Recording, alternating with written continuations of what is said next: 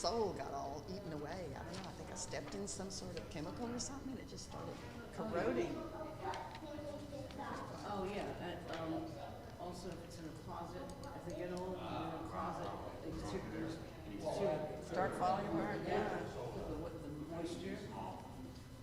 Armand. Oh, you may fit through there? Look at you. You almost He did. can squeeze, he's like a You cat. almost.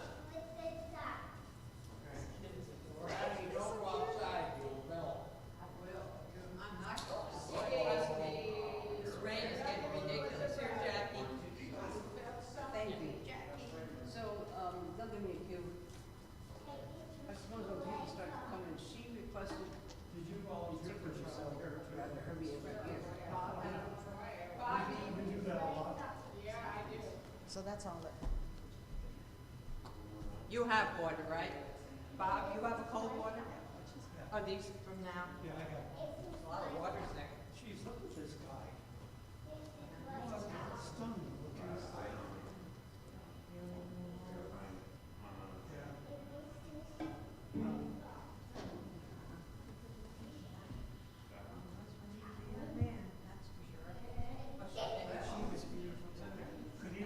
Could even love him the way we were. But I don't even recognize that. No, that's still way after renewal. We're gonna start in 5 minutes, and we're gonna tell people to come this way, and you can just start playing. Yes, as soon as people start entering, I'm going to start this particular. Are you live streaming now? Right here. Anticipating Jackie will begin playing soon. When she starts, you'll start. No, We're waiting for the sun. We're not gonna wait too long because we got those military people that haven't get in and get out. Oh, the honor guard? Yeah.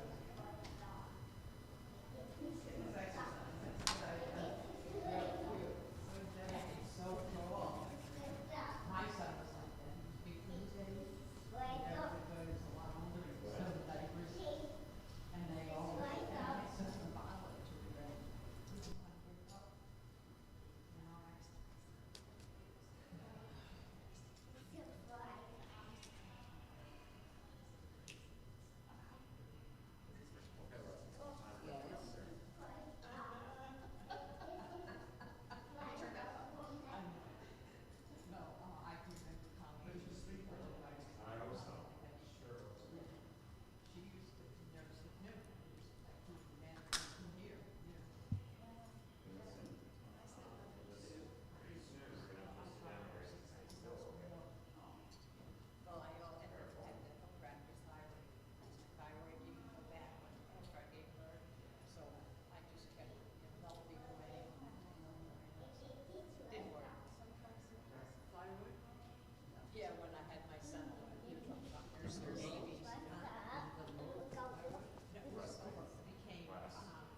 It's raining hard, isn't it?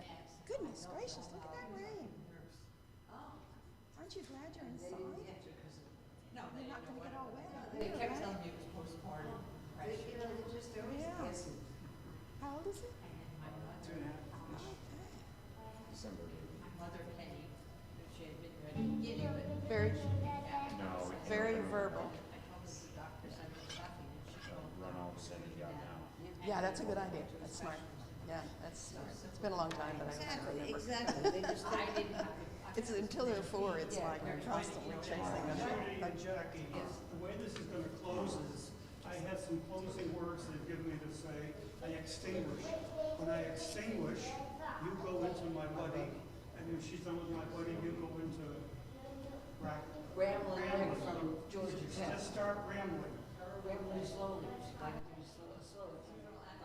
Can I please get your A? Because last time Try to get us started. I never got the A from the piano. Oh, yeah, we heard on Sunday. It felt that my wind wasn't My instrument is going to fall now.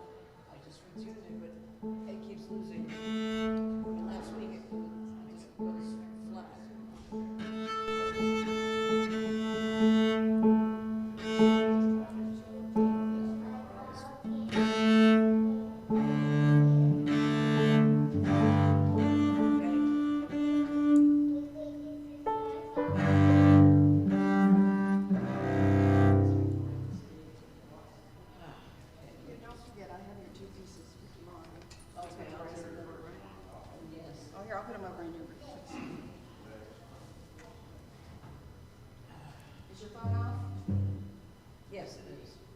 silenced. The red things. You know, I'm certain I did not.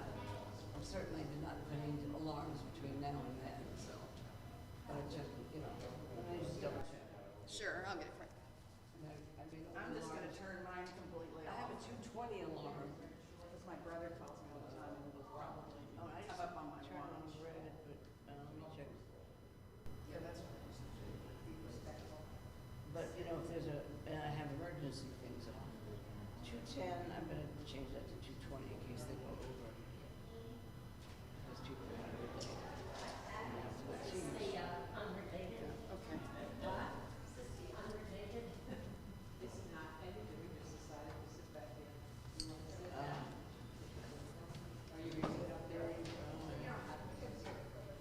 Sit here for just a second. We'll wait to see where the bear is. Oh, there was nobody but me. Party to go to. Everything's on.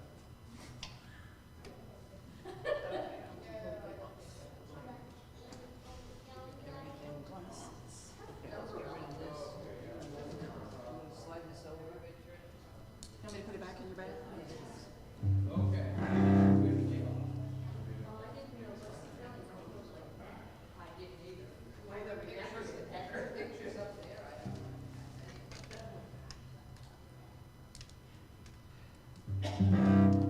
So I'm gonna have to do a solo version of Jesu, right? Do you have the program?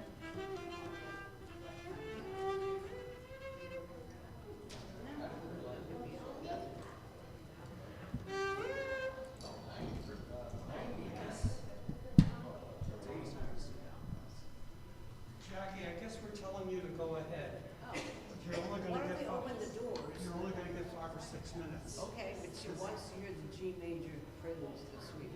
So let's open the doors. If she is out there, she'll at least hear if she requested. Right. Okay, Okay? I'll open And the then if the door. doors are open, people can come in and, You go ahead and start, because at Yes. 5 after, I'm gonna announce the honor card. yeah.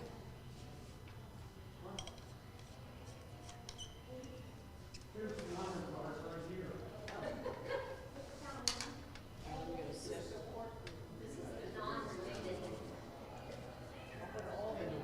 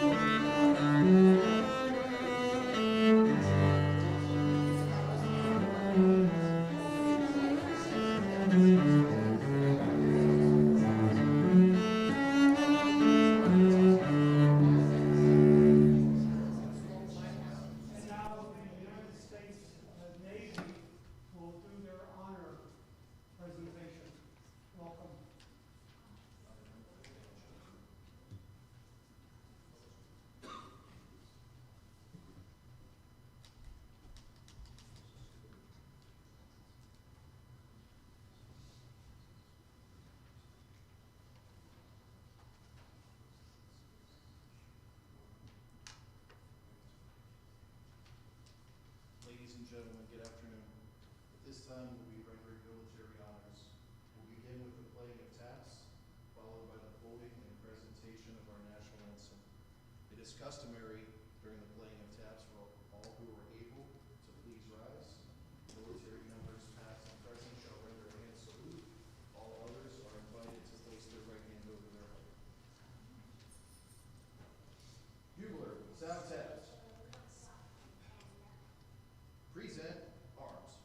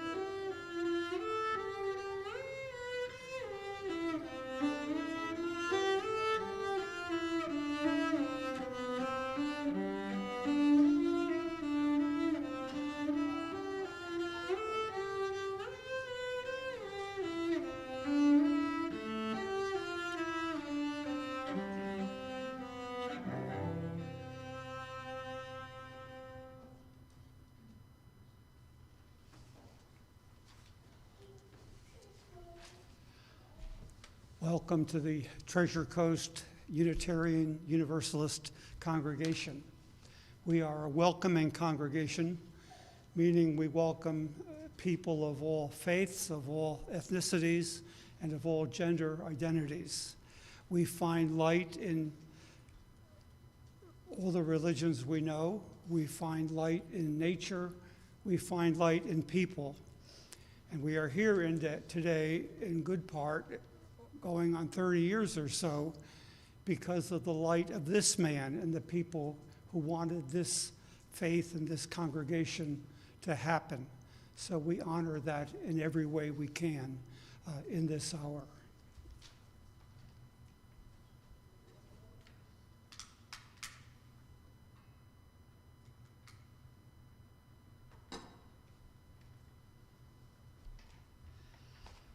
Our hymn is Joyful, Joyful, We Adore Thee, number 29. If you're able, please stand. Seated is fine too. The hymnals are around. They're under seats. You may have to look for one, but you won't look far. 29.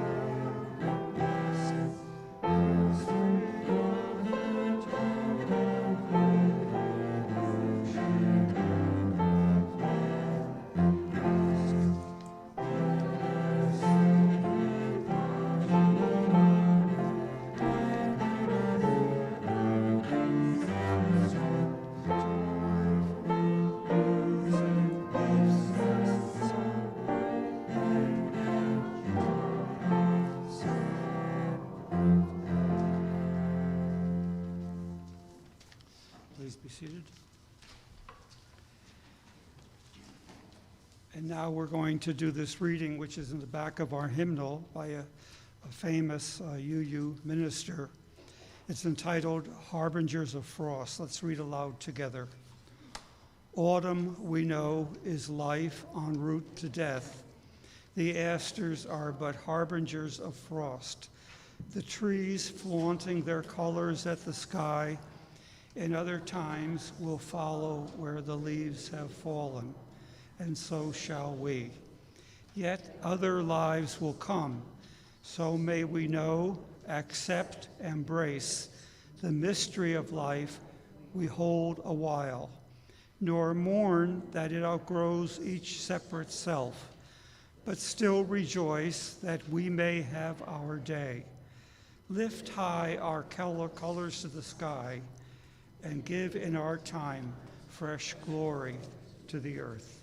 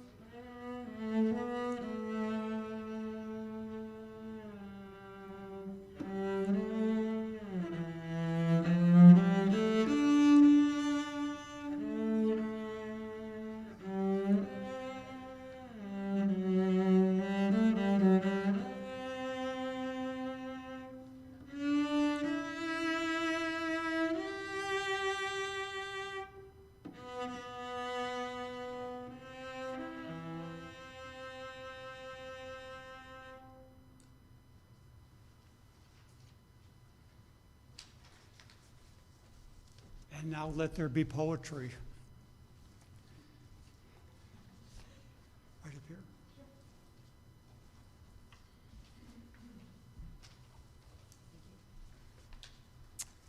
Hello. For those of you I don't know, my name is Jessica. I'm Jim's eldest daughter. And I wrote this poem for Bud, about Bud, and also about what he and Irene brought into all our lives. And it's called Bright. I write to you now from the side of preconceptions. I write from where you swam. I write the Florida sun casting its commotion on the water. I write your arms pinwheeling the pool's surface. I write the body's natural disturbance. I write with the pencil you asked her for. I write the jewels on her fingers. I write the body's earned elegance. I write dressed in your brightness, your silk, wearing your wide and certain smile. I write you a solarium crowded with orchids. Faintly, from the other room, the sound of someone singing, Sinatra's swinging four-count bar. I write you flying to the moon. I write you seeing what spring is like on Jupiter and Mars. I write you candlelight. I write you setting sun. I write you 3 children with their ankles in the ocean. I write you a new language, one you won't have to speak to be heard. I write you silent dance floor. I write you softest shoe. I write you into the forever you promised her. I write you bright morning, warm bed, a room full of those who love you. I write you at the door, hands lifted as if to say, it's okay, listen, the song is still playing. Thank you.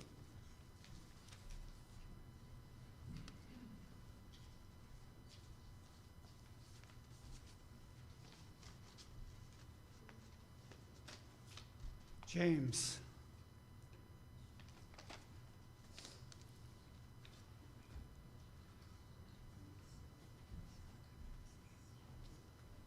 That was really beautiful, Jess.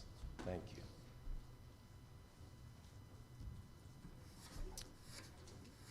I hope the weather doesn't fit the occasion today. There should really be no mourning involved in our meeting here.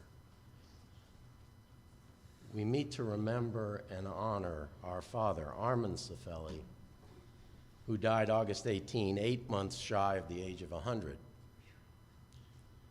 I say we meet to remember, and the program says or describes this portion of the presentation as a remembrance.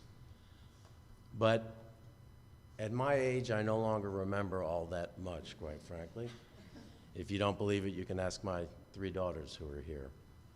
So to some extent, this will touch on the high spots of Bud Cifelli's life and include a couple of observations by his only son. At the time of his death, Dad was nearly the last surviving family member of his generation. Notice I said nearly, and I'll come back to that later. When I received the news from my sister Laura, some moments following his passing, I thought, among other things, orphaned at the age of 72. How many people can say that?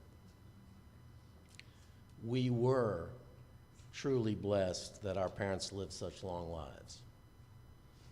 But believe me when I say that Donna, Laura, and I felt gratitude and some measure of relief when we learned of his death. By then, his life had few lucid moments, and his destiny had long since been fulfilled. It seems like only a short time ago that some of us convened here to memorialize our mother's life. At the time, I think my sisters and I expected that, as with many long-married, loving couples, our father's death would shortly follow his wife's, particularly as devoted to her and as dependent on her as he was. But that was 3.5 years ago. Dad, who never appeared to be in any particular physical discomfort, hung on for a considerable period of time as his mental faculties failed him. His will to live or aversion to death was strong.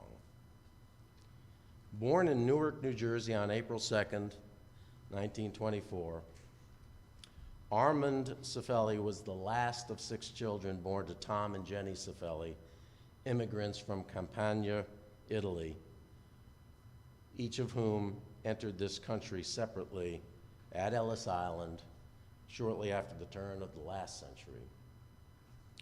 Their oldest child, Tom, was 13 years our dad's senior. One of his brothers had died at the age of 6. Another was afflicted with polio and lived his entire life in the home of his mother, our grandmother. Difficult circumstances. But theirs was, I suspect, not an atypical American immigrant story.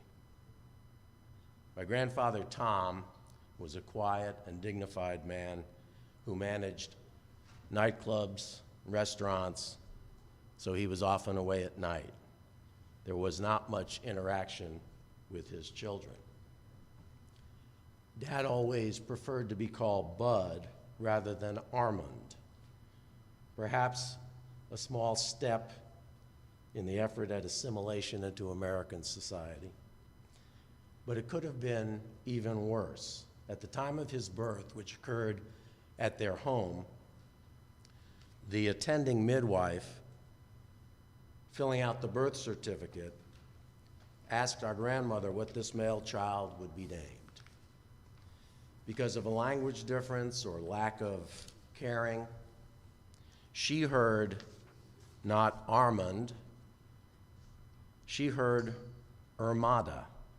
And so that is the name that appears on the official record of his birth, Armada. So he and we should go with Bud, I think. As a youngster, Bud idolized both his older brother, Tom, and his oldest sister, Louise, her baby brother's protector in his early days. He was a good student, an altar boy at the Catholic Church, and in youth considered, or the story is in youth, considered the priesthood, before at some point sharply rejecting the dogma, ritual, and culture of the Roman Catholic Church. Among other jobs, Dad worked summers on the boardwalk on the Jersey Shore in carny booths run by his uncles Mike and Caesar. I have the impression, based on a conversation we had many years ago, that he got something of a young man's education during those months away from his parents. But it was back home in Newark around this time where the most important event in his life occurred, meeting Irene Eckelman at Wequoic High School after she and her family had moved there from New York City. My sisters probably know more about their courtship than I. But what I do recall of the family lore is that Dad doggedly pursued Irene over the reservations of her mother and the objections of her father, our grandfather Ben, who maintained a healthy skepticism about Dad for some time thereafter. And somehow during these years, Dad acquired the nickname the Sheik during the course of his wooing of Irene, probably a reference to the popular actor Rudolph Valentino, who had starred in a 1921 silent movie of that same name, The Sheik. When the country entered the Second World War, Dad was a 17-year-old finishing high school. While working at the shipyards in Newark and attending his first year in engineering school at the Newark School of Engineering, he applied for the government's V-12 program, one that offered accelerated college education, followed by commissioning as a naval officer. About that time, with his application pending, Dad received an induction notice from the Army. To overstate the case perhaps slightly, imagine that in those uncertain early days of the World War, some might have considered an Army induction notice not that far off from a death sentence. Dad appealed the notice and appeared before his draft board to plead the case that he should be permitted to pursue officer candidacy in the Navy. At that hearing, my grandfather Tom spoke on his son's behalf. My father once told me that he'd never heard his father, an uneducated man of few words, speak so much, with so much emotion on his son's behalf, and he never appreciated his father more than he did that day. Bud was excused from induction into the Army, was accepted into the V-12 program, and the government sent him to engineering school at Yale and Georgia Tech. She was always happy to remind everyone. He was commissioned an ensign in the Navy in 1945, at the same time he married his high school sweetheart, our mother. Whatever his destiny, it cannot be gainsaid that these events dramatically altered the course of his life. He served as a radar officer on board a destroyer in the Atlantic shortly after the end of the war in Europe. President Truman's decision to use the atomic bomb in Japan saved Dad from service in the Pacific and an uncertain future. After the war, Bud attended law school at night in Washington, courtesy of the GI Bill. He worked as a patent examiner during the day in the U.S. Patent Office, and it was during these several years in Washington that Bud and Irene welcomed the first two members of their family. After graduating and passing the District of Columbia bar, Dad interviewed for a job as a patent attorney with General Electric's small housewares division in Bridgeport, Connecticut. His father-in-law, still a skeptic, advised against trying to negotiate for a slightly higher salary than the one offered by GE. Ignoring that advice, Dad held out for a salary of the princely sum of $50 a week. $10 a day, and he got the job. An annual salary of $2,600 in 1952, I suppose, wasn't considered all that bad. He practiced patent law for General Electric for 9 years, then he went into private practice in Bridgeport. Trademark registration and litigation were his favorite parts of the law practice, and as a small city practitioner, he had the challenge and pleasure on occasions of representing the little guy against large business interests, including his representation of the Sports Car Club of America against General Motors over GM's infringing use of his client's trademark Trans Am, and representing City Trust, a small Connecticut bank, in an infringement suit against banking behemoth Citicorp.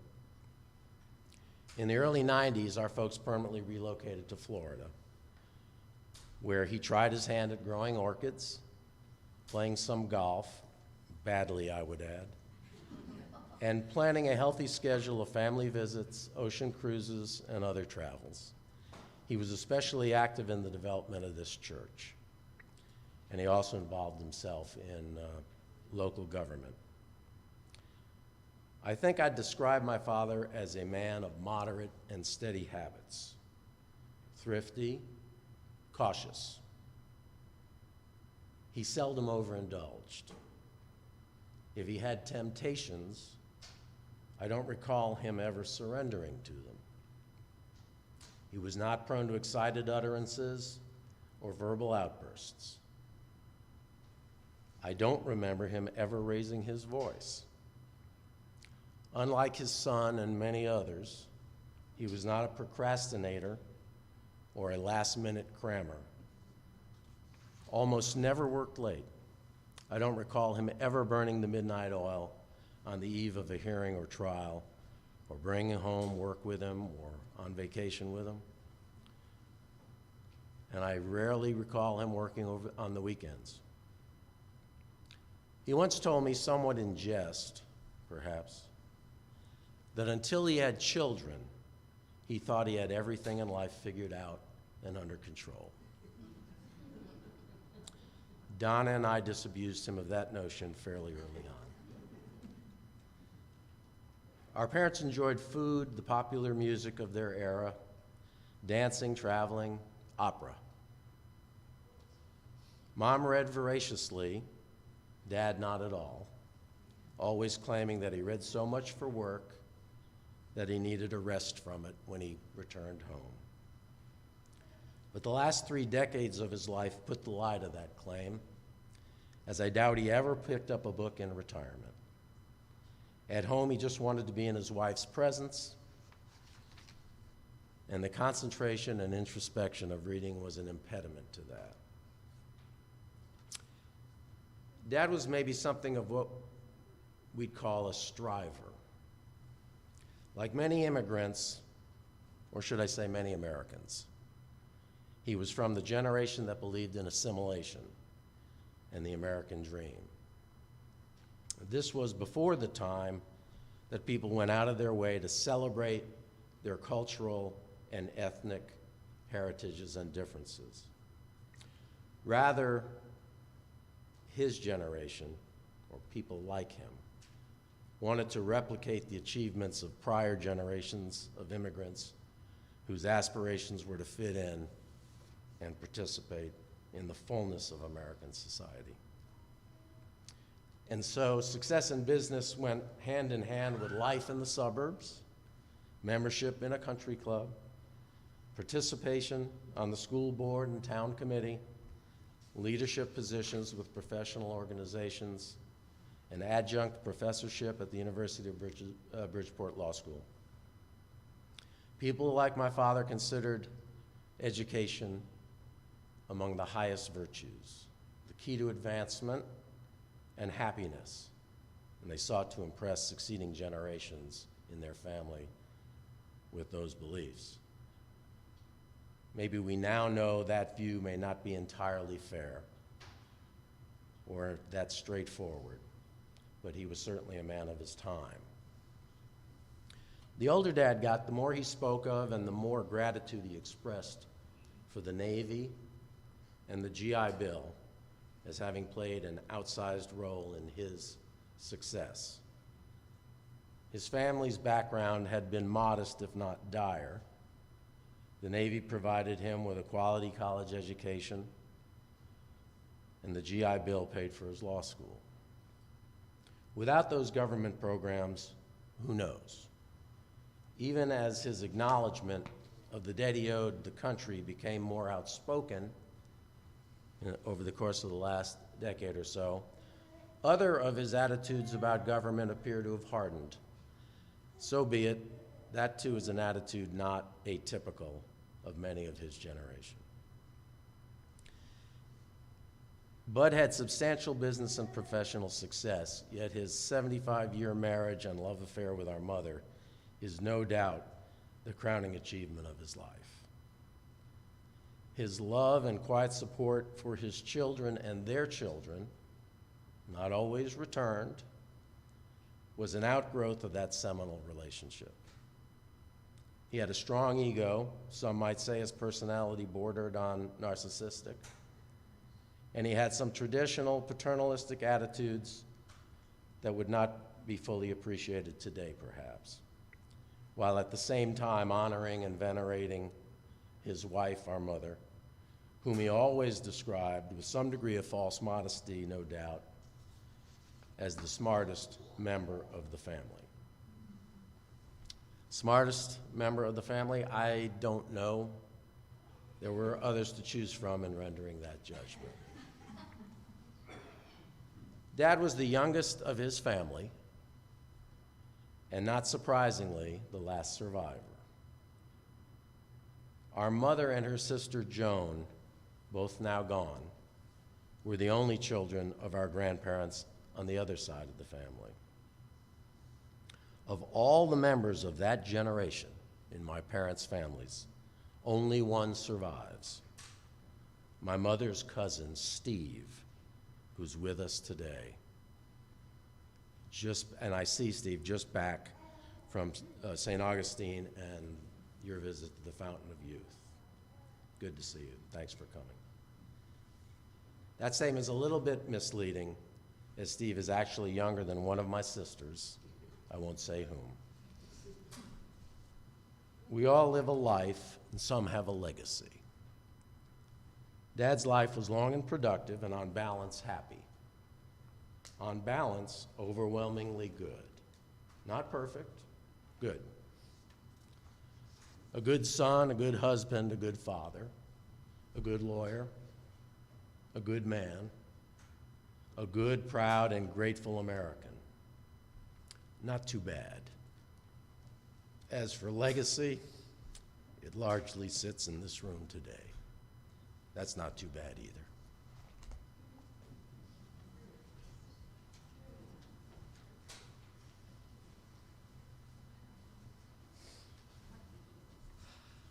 I think I'm reading grandchildren's thoughts now, right? These are some of the contributions of the grands. I have so many beautiful memories with him, morning sun salutations, picking oranges in his backyard, sharing a cream soda over lunch, swimming laps, going on walks, and hearing about all the structures that broke building codes, bantering about the merits of Harry Potter, watching him cook the most delicious food executed with such ease that it didn't seem like he had to look at what he was doing. Post-dinner espresso and biscotti with his favorite big band music, watching him twirl my grandma around the living room, the way he called my grandma Queen Irene, and my mom Lar, or darling. He always stated his opinion and let you know when he disagreed with you, but it wasn't personal. I never doubted how much he loved us. Here are my adjectives: elegant, classic, sharp, determined, dependable, loyal, and loving. Bud was a great example of how to live life for his grandchildren. He took everything in stride and found ways to make the best of all situations. From poor beginnings to a long and enjoyable life in your paradise that you built with Grandma through hard work and service, all while giving back, is an inspirational tale, to say the least. Always proud, strong-willed, and never willing to back down from a challenge or belief, you were a rare breed. I admire your dedication and resolve over your entire 99 years. Rest easy, avoid the sand traps, do the hustle, and enjoy your worldly travels now that you are reunited with the love of your life. And one more, if I can get it from my phone. Oh, yes. He was the most intelligent person I've ever known, and he would have readily agreed with that characterization. He was strikingly handsome, proud, distinguished, quick-witted. He was a captivating storyteller. But my most favorite memory will always be the love and adoration I was blessed to witness between him and my grandmother. He never missed an opportunity to shower her with compliments, bragging of her beauty, her intellect, and talents. I will forever cherish hearing stories of how they met and began dating, watching them dance together, and hearing him sing loudly and proudly, "Good night, Irene. I'll see you in my dreams." As a young child, he told me that song was actually written for her, and I believed him. As an adult, I sort of still do. And now, Laura.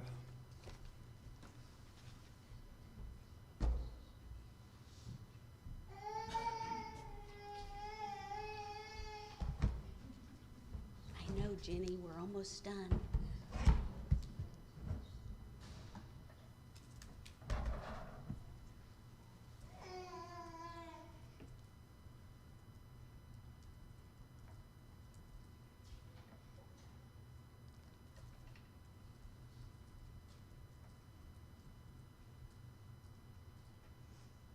Here we are. Thank you to Jess for that beautiful poem, and to my brother for that wonderful eulogy. Like my father, I was the youngest of my siblings. But in my case, by the time I was 11, my sister and brother no longer lived full-time in the house. They used to, and probably still do, accuse me of being spoiled. This is, in all likelihood, true. I certainly was spoiled with one-on-one attention. I was like an only child, home with my parents for my tween and teen years. As a result, I was able to benefit from their more relaxed attitude. I was able to travel and simply spend time with them. These factors certainly shaped my relationship with them, and I learned a great deal from them both. I believe any sweetness I have is due to the influence of my mother, but my self-confidence and outgoing nature is due to the influence of my father. He was a man with a strict moral code and expected a high standard of conduct for himself and others. He had strong opinions and expressed them often, but he also had a good sense of humor. He encouraged me to embrace change and impressed upon me that flexibility was the key to happiness in life. I have so many stories to tell about him. I could talk about the times he would find me after dinner and ask me if I wanted to go get some ice cream at Friendly's, Carvel, or Dairy Queen, and off we would go. I could relate how he never met a stranger, striking up conversations with practically everyone around him, especially on vacation. Or how I perfected the art of half listening in order to field the inevitable questions while my father pontificated on various topics after dinner. But there are just too many stories to choose from, so instead I will tell you how he made me feel. Dad and I enjoyed many of the same pastimes. He taught me how to dance, how to jump in the waves, in the ocean, cook marinara sauce, and make a proper cocktail. He taught me how to appreciate jazz, bossa nova, and big band music.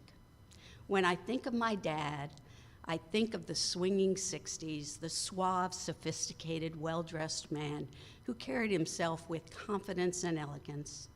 I think of him on one knee with his arms open wide, welcoming me in for a hug. I can see him striding across the Patterson Club lawn on his way to join me for a swim, with his arms waving, sometimes quite vigorously, much to my chagrin. I hear him calling, "Laura, are you okay?" I feel him sashaying me around the dance floor or the kitchen, even a nursing home at one time, or anywhere the mood struck to dance, we would break out in a dance. I know the particular way he likes his bagels. I see him rafting down the Snake River with me, and in his 70s, bicycling through Palm Beach with me struggling to keep up with him from behind. I picture him at the Weber Grill, with the stone wall in the background, with my siblings and my cousins and other family gathered around. But mostly and overwhelmingly, I remember the music and the dancing. On the last day I saw my father, I was in the room looking for the TV control to turn on some music. He had been sleeping a lot and was not very responsive.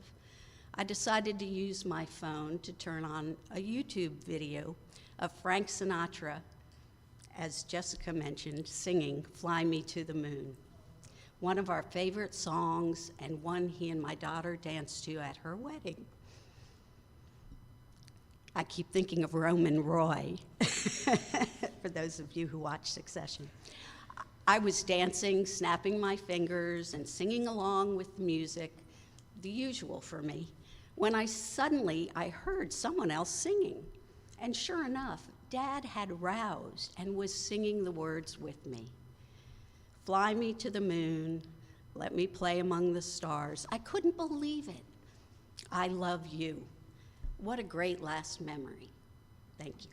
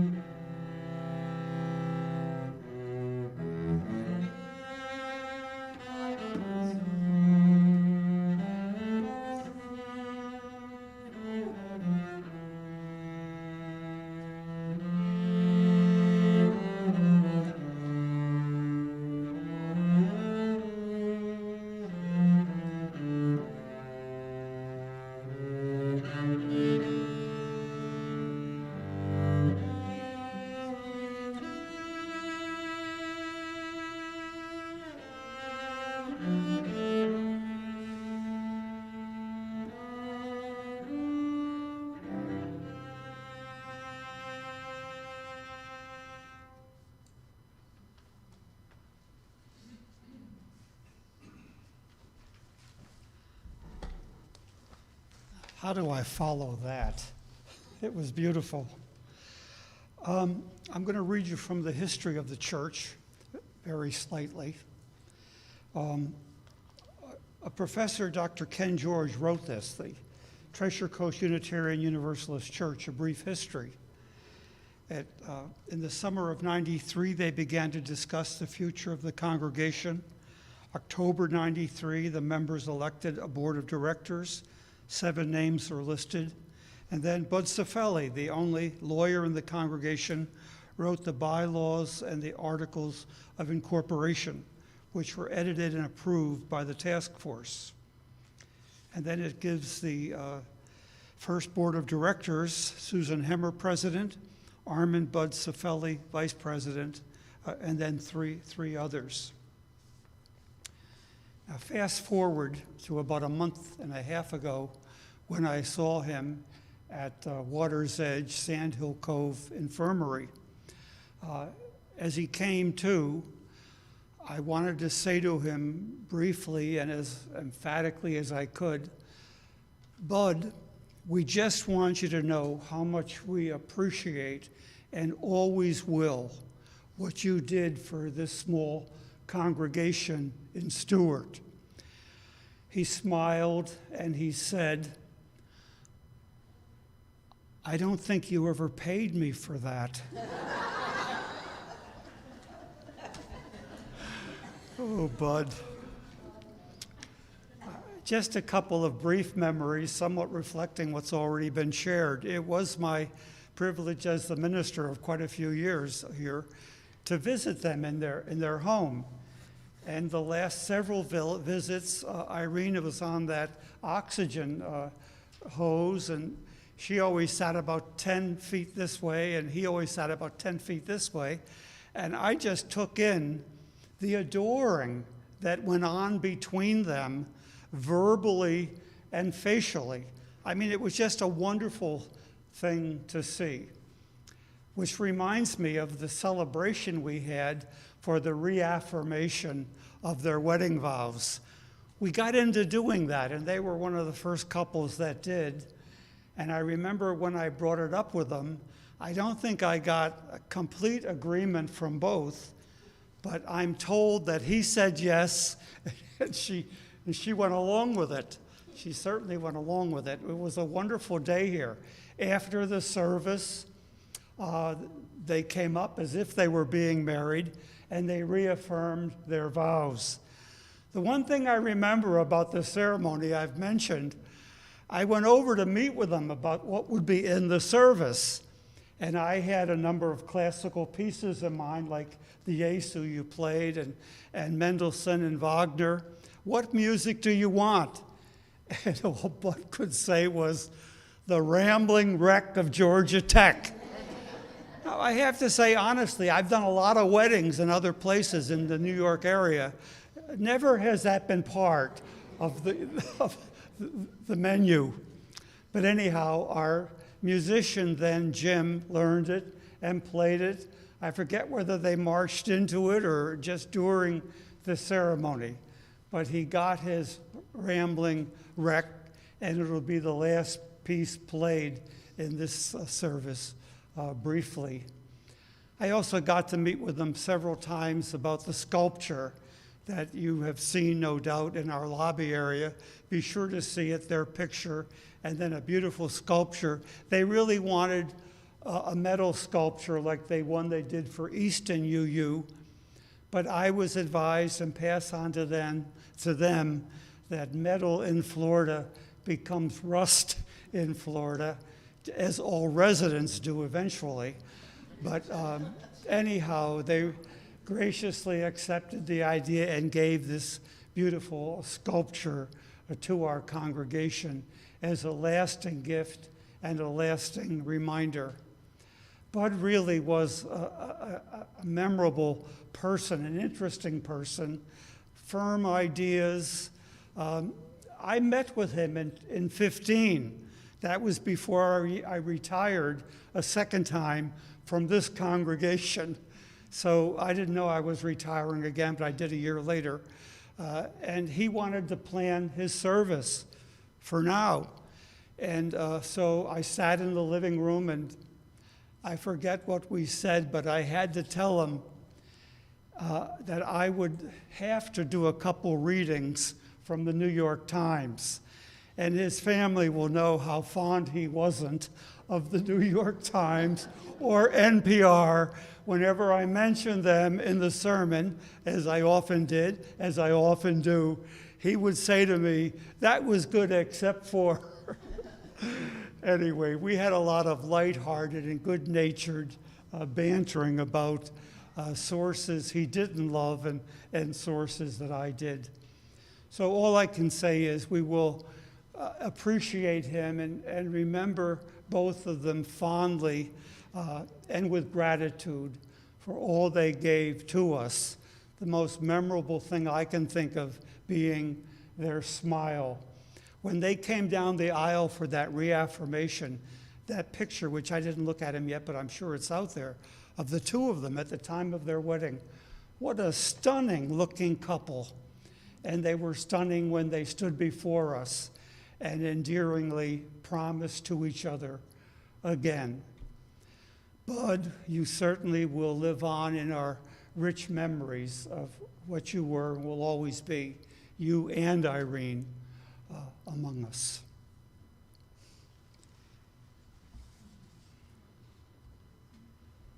And now the daughters wanted to have this from their UU growing up. And our UU weekly, we sing Spirit of Life. It's 123 in our hymnal, 123. And I'll tell you, as I tell the folks every week, we remain seated, we hum it through once, we sing it through once. Spirit of Life, kind of like our theme song.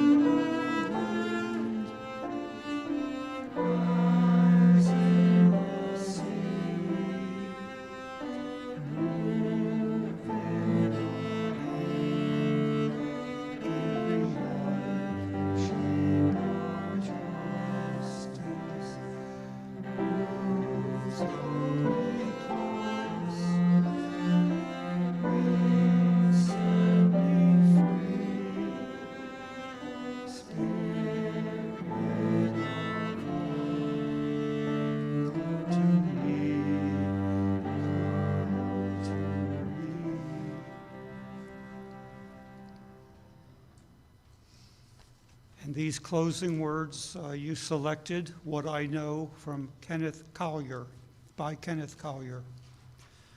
I do not know where we go when we die, and I do not know what the soul is, or what death is, or when, or why. What I know is that the song once sung cannot be unsung, and the life once lived cannot be unlived, and the love once loved cannot be unloved. Kenneth Collier.